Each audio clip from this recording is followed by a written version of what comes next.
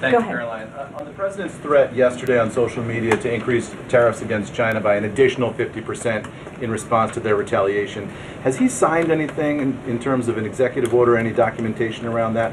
Will that additional 50% go into effect tomorrow? They will be going into effect at 12:01 a.m. tonight, so effectively tomorrow, yes. Look, I just spoke to the president about this, and he believes that China wants to make a deal with the United States. He believes China has to make a deal with the United States. It was a mistake for China to retaliate. The president, when America is punched, he punches back harder. That's why there will be 104% tariffs going into effect on China tonight at midnight. But the president believes that she and China want to make a deal. They just don't know how to get that started. And the president also wanted me to tell all of you that if China reaches out to make a deal, he'll be incredibly gracious, but he's going to do what's best for the American people. So China has to call first?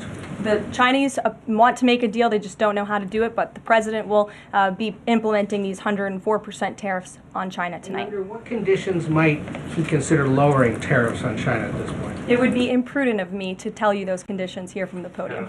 I do just want to point out one thing, that the president, everybody in Washington, whether they want to admit it or not, knows that this president is right when it comes to tariffs and when it comes to trade. In fact, Democrats have long said that the United States of America has been ripped off by the countries around the world. They just don't want to admit it now because it's President Trump who is saying that. In June of 1996, Nancy Pelosi spoke on the House floor. She urged her colleagues at the time to fight against the status quo trade policies that had contributed to America's trade deficit with China.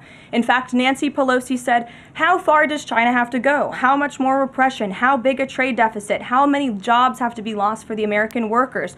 How much dangerous proliferation has to exist before members of this House of Representatives will say, 'I will not endorse the status quo'?" Those are the words of Nancy Pelosi in 1996. Well, President Trump is finally answering her call 27 years later. Nancy Pelosi can thank President Trump today for the 104% retaliatory tariff that will be going into effect on China. In 2007, Chuck Schumer spoke of our nation's crippling trade deficit, saying, "These are the kinds of records the American people don't want us to be breaking. The administration needs to move beyond words, take action now to reverse a trend that threatens our prospects for future economic growth."